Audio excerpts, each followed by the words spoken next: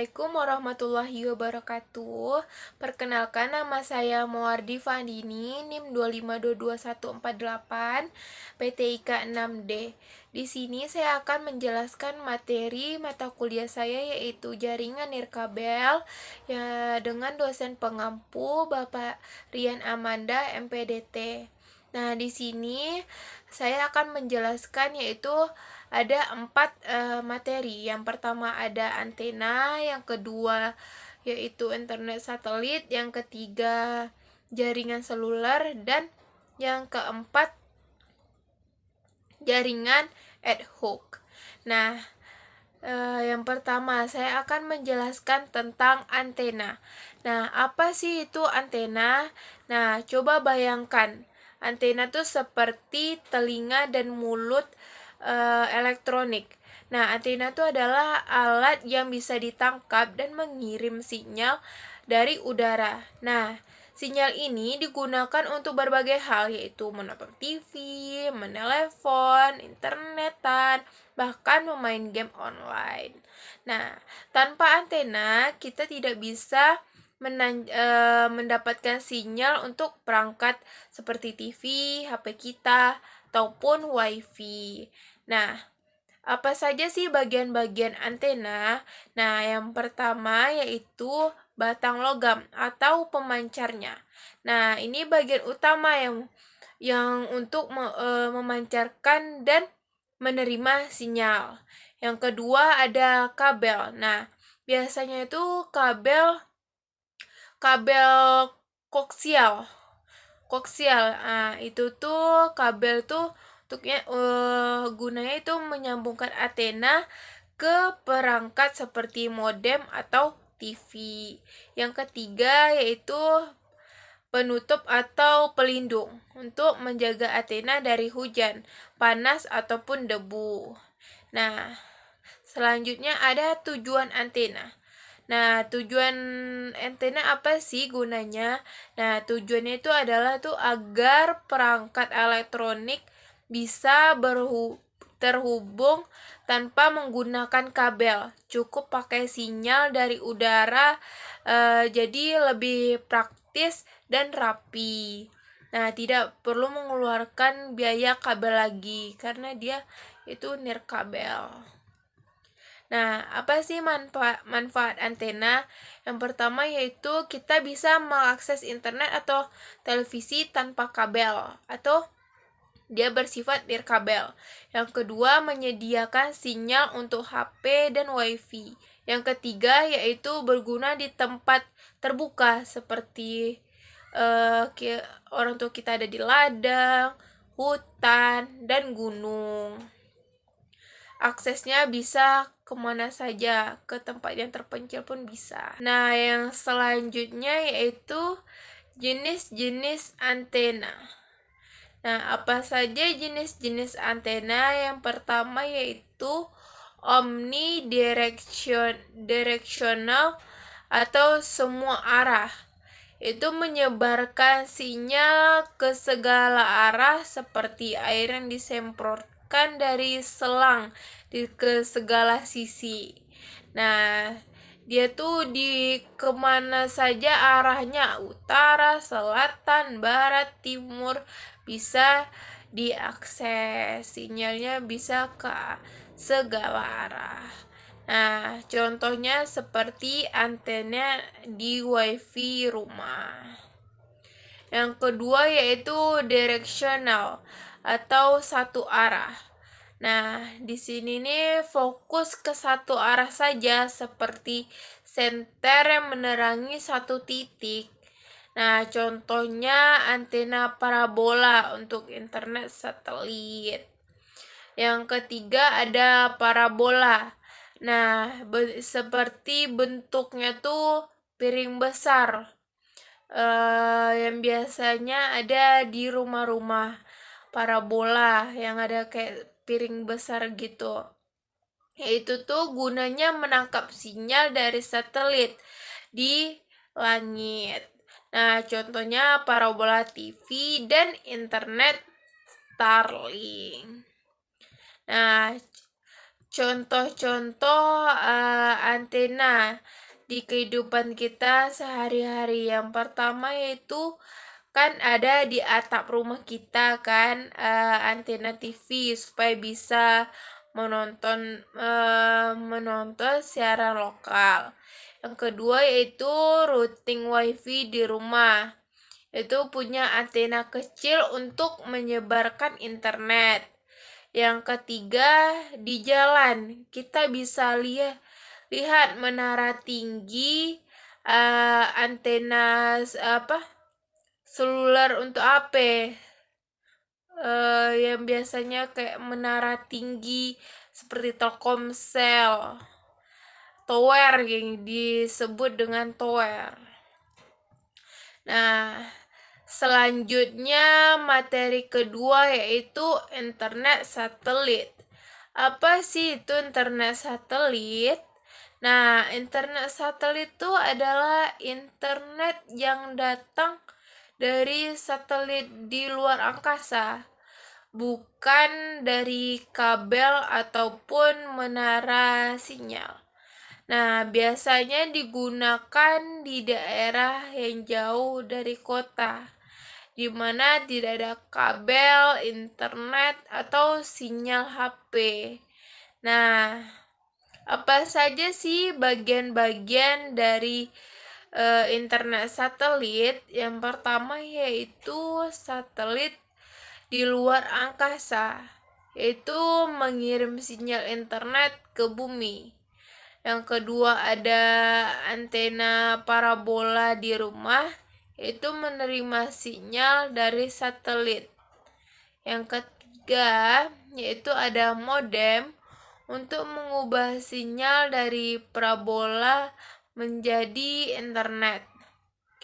Yang keempat ada HP atau laptop, digunakan oleh orang yang memakai internetnya. Nah, apa saja tujuan internet satelit? Nah, tujuannya itu untuk memberikan akses internet ke tempat-tempat terpencil seperti di desa pegunungan, hutan, atau pulau-pulau kecil. Nah, apa saja sih manfaat pada internet satelit? Nah, manfaatnya itu yang pertama bisa digunakan di mana saja meskipun tidak ada jaringan kabel. Yang kedua yaitu berguna saat bencana ketika menara sinyal rusak. Nah, yang ketiga yaitu bisa dipasang di kapal laut, pesawat, atau mobil penjelajah. Nah, apa saja sih jenis-jenis internet satelit? Nah, yang pertama yaitu ada GEO atau Geostationary Orbit. Nah, satelit ini nih sangat tinggi sinyalnya, tapi gimana ya? Satelitnya tuh sangat tinggi, jadi sinyalnya tuh sangat lambat, sedikit lambat lah gitu ya. Yang kedua ada LEO, Low Earth Orbit. Nah, satelit ini nih lebih dekat ke bumi dan sinyalnya pun lebih cepat. Nah, contohnya yaitu Starlink di sebuah perusahaan. Nah, apa saja sih contoh yang kita ketahui di lingkungan sekitar kita internet satelit ini? Yaitu pertama ada di sekolah desa. Dia itu bisa belajar online karena memakai internet satelit. Yang kedua yaitu nelayan di laut bisa kirim pesan ke keluarga atau melihat cuaca. Yang ketiga yaitu tim penyelamat saat bencana bisa tetap kirim laporan lewat internet satelit. Selanjutnya yaitu jaringan seluler. Nah, apa sih jaringan seluler itu? Jadi jaringan seluler itu adalah sistem komunikasi tanpa kabel yang digunakan oleh perangkat seperti HP agar bisa melakukan panggilan telepon, mengirim pesan atau SMS, dan mengakses internet. Nah, semua ini bisa terjadi yaitu karena HP. HP kita tuh menangkap sinyal radio yang dipancarkan dari menara khusus yang disebut yaitu BTS, Base Transceiver Station. Nah, coba bayangkan saat kita menelpon teman, misalnya suara kita tuh diubah menjadi sinyal. Nah, lalu dikirim lewat udara ke menara BTS yang terdekat. Nah, menara itu meneruskan sinyal ke pusat pengelolaan. Nah, lalu dikirim ke menara terdekat dari HP teman kita. Dan akhirnya diteruskan ke HP mereka dalam bentuk suara. Nah, semua proses itu menjadi sangat cepat, bahkan hanya dalam hitungan detik. Nah, jadi bisa dibilang jaringan seluler ini adalah itu seperti jembatan yang tak terlihat yang menghubungkan HP kita dengan HP orang lain tanpa kita harus pakai kabel. Nah, apa saja sih bagian-bagian dari jaringan seluler? Nah, bagian-bagian pada jaringan seluler yaitu yang pertama menara. Bagian jaringan seluler yaitu pertama yaitu menara BTS, Base Transceiver Station. Nah, BTS itu menara tinggi yang biasanya berdiri di pinggir jalan atau di atas gedung. Nah, menara ini memancarkan sinyal ke area sekitar dan menerima sinyal dari HP kita. Tanpa BTS ini, HP kita tidak bisa menangkap sinyal apapun. Nah, yang kedua yaitu ada SIM card. Nah, ini adalah kartu kecil dimasukkan ke dalam HP yang kita ketahui, yaitu seperti Telkomsel, Axis. Nah, itu yaitu SIM card. Nah, untuk menyimpan identitas pengguna itu nomor telepon. Nah, dan yang ini nih bisa dibilang SIM kartu seperti KTP-nya HP. Agar jaringan bisa tahu siapa yang sedang memakai layanan. Nah, yang ketiga yaitu HP atau smartphone. Itu perangkat utama yang kita gunakan kan untuk mengakses internet. Nah, HP itu dilengkapi dengan antena kecil di dalamnya yang bisa menangkap atau menerima sinyal ke menara BTS. Nah, yang keempat yaitu pusat data atau server. Nah, tempat ini di mana semua data kita itu diproses seperti pesan, koneksi internet, dan jaringan aplikasi. Nah, misalnya kalau kita buka YouTube, server akan mengirim video itu ke HP kita lewat jaringan seluler. Nah, seperti itu pusat data. Nah, selanjutnya adanya tujuan jaringan seluler. Apa sih tujuan dari jaringan seluler? Nah, jaringan seluler tuh gunanya itu memudahkan kita untuk berkomunikasi kapan saja dan di mana saja tanpa harus menggunakan kabel. Nah, kita bisa menelpon, chattingan, video call, atau browsing internet hanya dengan HP. Nah, coba bayangkan jika tidak ada jaringan seluler. Kita hanya bisa menelepon dari rumah dengan telepon kabel atau tidak bisa mengirim pesan saat di luar rumah. Nah, dengan adanya jaringan seluler, komunikasi menjadi cepat, fleksibel, dan bisa dibawa kemana saja. Nah, apa saja manfaat jaringan seluler? Nah, yang pertama yaitu bisa menelepon siapa saja, kapan saja. Nah, mau kita di rumah, di sekolah, di pasar, bahkan sedang liburan di luar kota, kita bisa menelepon orang tua kita atau teman kita. Yang kedua yaitu bisa internetan atau berbagi keperluan.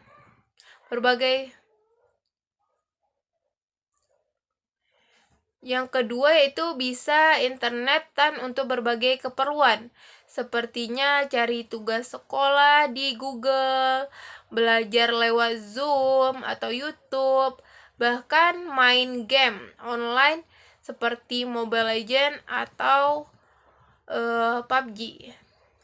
Selanjutnya itu bisa tetap terhubung meskipun sedang bepergian kemana saja. Nah, kita bisa update status, kirim foto, atau cek lokasi lewat Google Maps walaupun sedang di mobil atau jalan kaki.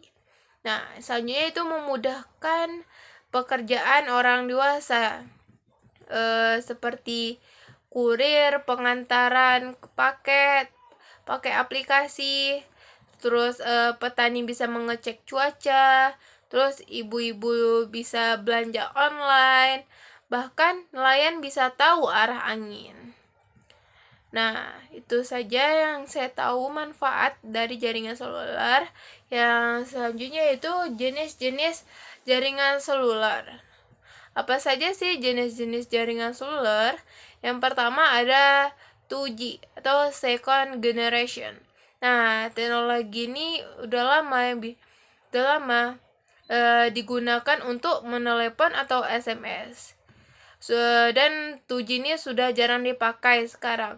2G ini sering dipakai pada saat belum ada HP pintar, masih HP tenot-tenot yang hanya digunakan untuk menelepon dan mengirim SMS. Yang kedua ada 3G. Nah, 3G ini bisa digunakan untuk internetan, tapi masih agak lambat. Dulu banyak dipakai seperti BBM-an dan lain-lain. Nah, sekarang 3G banyak ditinggalkan, orang beralih ke 4G. Nah, yang ketiga itu 4G. Itu yang paling umum dipakai pada saat sekarang. Bisa internetan cepat, nonton video di YouTube tanpa buffering, dan cocok untuk game online. Selanjutnya yaitu 5G. Nah, 5G ini itu teknologi baru dan super cepat, bisa dipakai untuk mobil pintar, robot, dan teknologi masa depan seperti AR. Nah, dengar-dengarnya Cina bakalan mengeluarkan 10G, 10 generation. Nah, itu tuh ibaratkan kita mendownload 200 giga hanya membutuhkan sekian detik. Wow, sangat canggih ya. Bakal kita tunggu 5G 10G dari Cina. Nah, apa saja sih contoh sehari-hari dari jaringan seluler? Nah, yang pertama yaitu saat kita di sekolah, lalu ibu kita bisa mengirim pesan. Jangan lupa beli jangan lupa makan ya di sekolah gitu. Ibu tuh bisa mengirim pesan kapan saja, kayak saat kita merantau sekarang ini. Ibu bisa menanyakan kabar kita lagi di mana, lagi ngapain. Nah, itu gunanya jaringan seluler. Yang kedua, kita bisa menggunakannya yaitu menggunakan game online. Bisa mengaksesnya di mana saja dan kapan saja. Yang ketiga yaitu saat misalnya contohnya Bapak yang sedang pesan ojek online lewat aplikasi. Nah, sinyal HP-nya kan dikirim ke server, lalu server mencarikan pengemudi terdekat. Nah, kesimpulan yang bisa kita ambil dari jaringan seluler itu, jaringan seluler itu merupakan jembatan teknologi yang bisa menghubungkan kita ke seluruh dunia hanya lewat perangkat kecil di tangan kita, yaitu HP. Nah, dengan jaringan ini kita bisa melakukan banyak hal dengan mudah, cepat dan praktis, baik untuk belajar, bermain, bekerja, maupun bersosialisasi. Nah, selanjutnya saya akan menjelaskan tentang jaringan ad hoc. Nah, apa sih jaringan ad hoc itu? Nah, kata ad hoc berasal dari bahasa Latin yang artinya yaitu sementara atau untuk keperluan khusus. Nah, dalam dunia teknologi, jaringan ad hoc itu adalah jaringan yang dibuat secara langsung antar perangkat seperti HP ke HP atau laptop ke laptop tanpa butuh perantara seperti router, wifi, kabel LAN, dan menara sinyal. Nah, sederhananya jaringan ad hoc itu memungkinkan dua atau lebih perangkat berkomunikasi langsung tanpa bantuan infrastruktur tambahan. Nah, jaringan ini bisa dibentuk kapan saja dan di mana saja, bahkan di tempat yang tidak ada internet sekalipun. Nah, itulah sebabnya jaringan ini sangat fleksibel dan praktis. Nah, misalnya kita dan teman kita tuh ingin bermain game multiplayer menggunakan HP, tapi tidak ada sinyal atau wifi. Nah, dengan jaringan ad hoc, kita bisa menghubungkan HP kita langsung antar satu sama lain dan tetap bisa bermain bersama. Yang selanjutnya bagian-bagian apa saja yang ada pada jaringan ad hoc. Yang pertama yaitu perangkat pengguna. Nah, perangkat pengguna itu merupakan HP, laptop, tablet, atau perangkat pintar lainnya. Nah, semua perangkat ini bisa saling terhubung asalkan punya fitur koneksi nirkabel. Yang kedua yaitu koneksi nirkabel. Nah, biasanya memakai wifi atau bluetooth. Kedua teknologi ini memungkinkan dua perangkat dapat terhubung tanpa kabel. Yang ketiga ada aplikasi atau sistem bawaan. Ada aplikasi atau fitur di dalam perangkat kita yang bisa mengatur agar koneksinya berjalan. Contohnya seperti fitur wifi wifi detection atau bluetooth share atau aplikasi game yang mendukung modelan. Yang selanjutnya adanya yaitu tujuan jaringan ad hoc. Apa saja sih tujuan jaringan ad hoc? Nah, tujuan utama dari jaringan ad hoc itu adalah meningkatkan perangkat untuk saling terhubung langsung tanpa harus bergantung pada jaringan pusat atau internet. Ini bisa sangat membantu. Nah, ini bisa sangat membantu saat tidak ada koneksi wifi, tidak ada sinyal seluler, atau dibutuhkan koneksi lokal yang cepat dan sementara. Nah, apa saja sih manfaat jaringan ad hoc? Nah, manfaat jaringan ad hoc yang pertama yaitu bisa digunakan tanpa sinyal atau internet. Nah, ini sangat berguna di daerah pelosok atau di hutan atau di saat bencana. Nah, jaringan bisa diakses kapan saja menggunakan ad hoc. Yang kedua yaitu mudah dibuat dan tidak perlu alat mahal. Siapapun bisa membuat jaringan ini hanya dengan perangkat yang dimiliki. Nah, yang ketiga yaitu fleksibel dan cepat dibentuk, cocok untuk situasi darurat, kegiatan kelompok atau acara belajar bersama. Yang keempat yaitu hemat biaya. Nah, hemat biaya ini yaitu manfaat yang paling penting ya. Tidak perlu kita untuk membeli router atau bayar langganan internet. Cukup pakai fitur bawaan perangkat. Nah, yang kelima yaitu privasinya lebih terjaga. Nah, karena tidak terhubung ke internet, datanya hanya berpindah antara perangkat langsung. Nah, apa saja sih jenis-jenis jaringan ad hoc? Nah, jenis-jenis jaringan ad hoc yaitu pertama ada MANET atau Mobile Ad Hoc Networking.